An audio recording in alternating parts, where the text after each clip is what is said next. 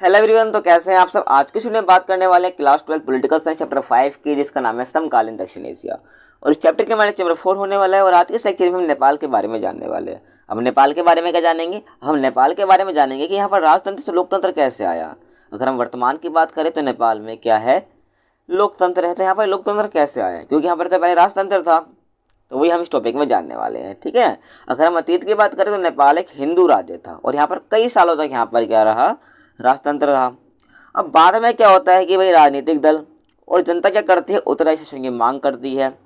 अभी राजा क्या करता है, सेना की सहायता से क्या करता है, पूरे शासन पर क्या नियंत्रण स्थापित कर लेता है, ठीक है, सेना की सहायता से। ठीक है भाई, मैंने आपको बताया कि राजनीतिक दलों और जनता के उत्तरदायी शासन की मांग के बावजूद भी राजा ने सेना की सहायता से शासन पर पूरा नियंत्रण स्थापित कर लिया, ठीक है।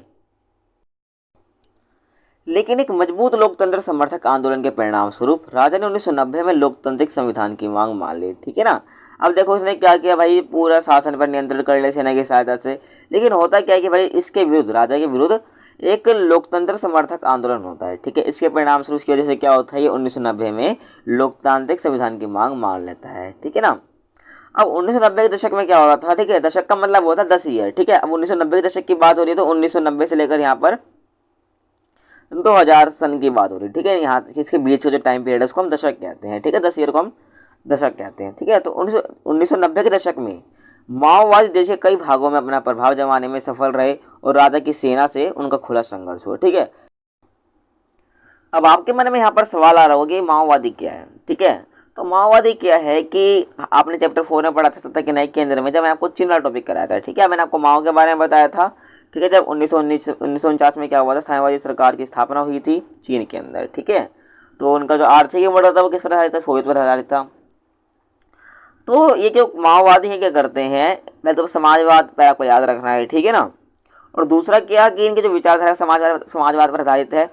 मतलब कि जो भी ये राजनीतिक रूप से जो भी काम करते हैं योजनाबद्ध तरीके से करते हैं, ठीक है। योजनाबद्ध यानी कि सरकारी नियंत्रण में होती है और बाकी समाज के कल्याण पर यहाँ पर काफ़ी जोर दिया जाता है।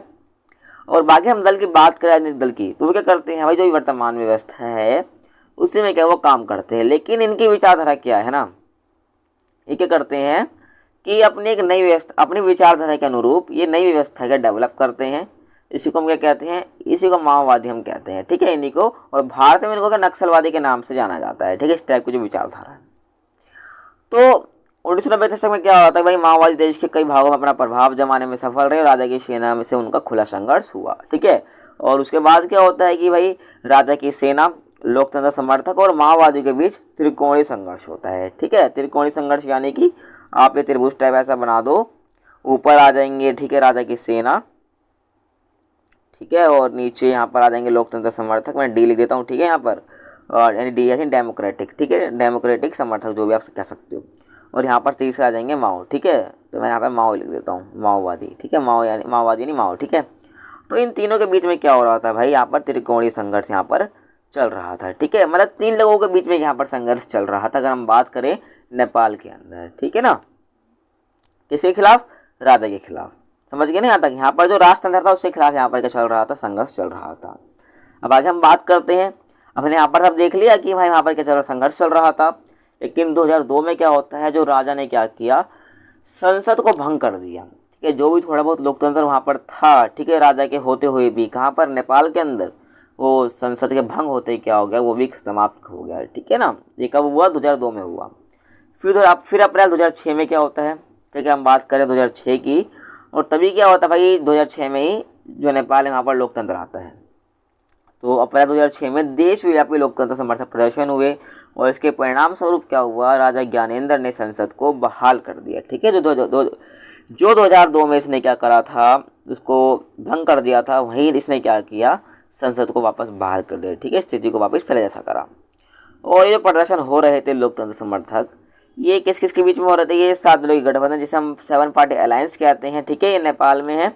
और माओवादी के बीच में और सामाजिक कार्यकर्ता द्वारा ये प्रदर्शन हो रहे थे, ठीक है ना। तो यहाँ तक हमने देख लिया। अब यहाँ पर लोकतंत्र आ गया कहाँ पर, नेपाल के अंदर।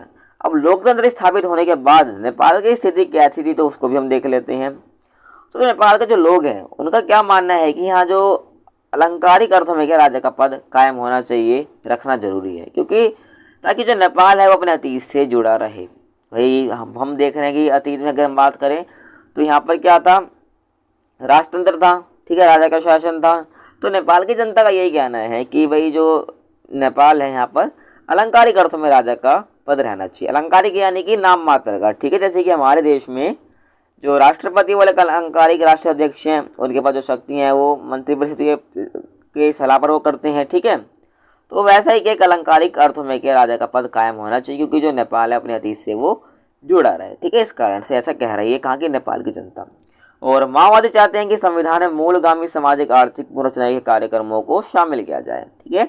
मतलब कि सामाजिक आर्थिक पुनर्रचना दोबारा से किया जाए, ठीक है, संविधान में इनको शामिल किया जाए ऐसे मुद्दों को, ठीक है। इन मुद्दों के लिए सामाजिक आर्थिक जो भी समस्या है उनके लिए, लेकिन 7 दलों में शामिल हर एक दल को ये बात स्वीकार हो ऐसा हमें ऐसा नहीं लगता, ठीक है। किसको? माओवादियों को, ठीक है। तो भाई ये थी लोकतंत्र स्थापित होने के बाद नेपाल की स्थिति, ठीक है ना। तो मेन बात आपको यही रखनी है कि यहाँ पर अलंकारिक अर्थों में राजा का पद होना चाहिए, ठीक है ना। तो यहाँ पर आपको मेन यही याद रखना है।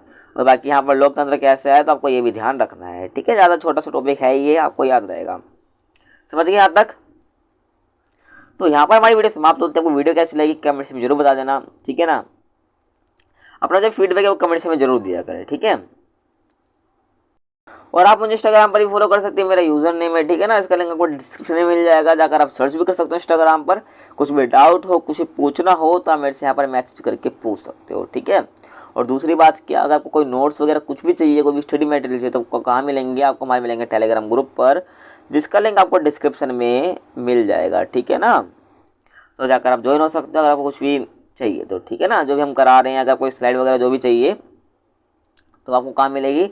आपको हमारे टेलीग्राम ग्रुप पर मिल जाएगी। तो मिलते हैं आपसे अगली वीडियो में, तब तक के लिए जय हिंद, जय भारत।